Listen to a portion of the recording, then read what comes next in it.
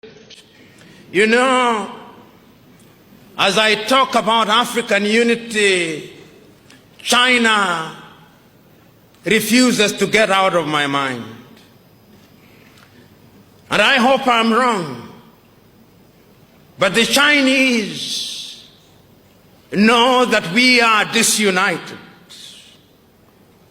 And they know that in our disunited state we can be manipulated. And they are in the process of manipulating us. So today, there is not a single African country in which the Chinese have not built a stadium. They think we love stadia.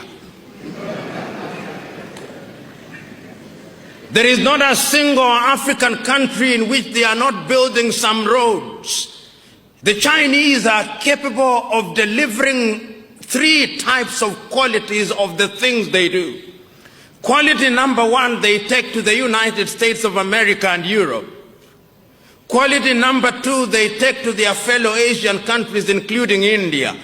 Quality number 3, which is at the very bottom, they dump in Africa, and the Africans consume them gleefully.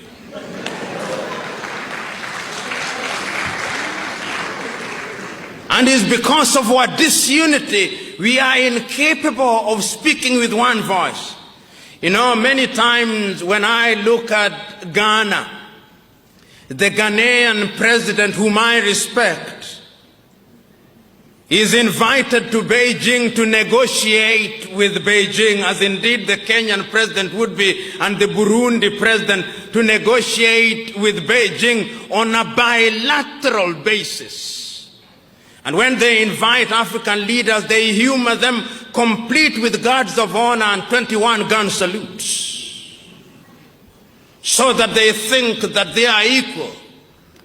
But the Ghanaian economy's GDP is possibly 1/3 of the GDP of the city of Beijing. The Burundian economy is only $2 billion United States dollars, which is the same amount that an American professional boxer earns in 1 year.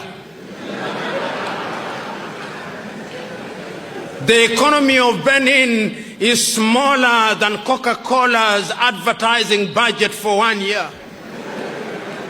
In other words, African economies are Mickey Mouse economies which cannot compete.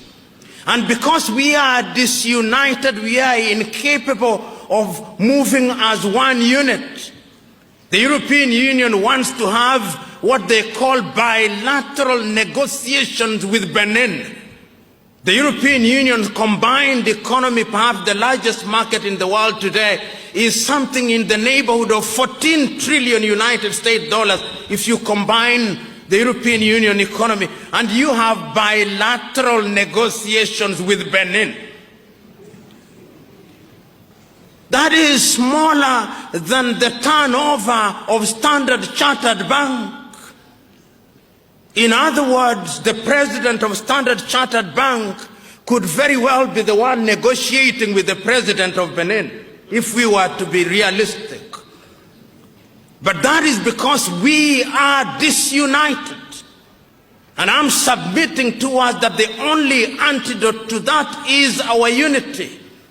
I know, as I said yesterday, that there are already efforts to move Africa in the direction of unity at the economic front, but the suspicions in Africa are too great.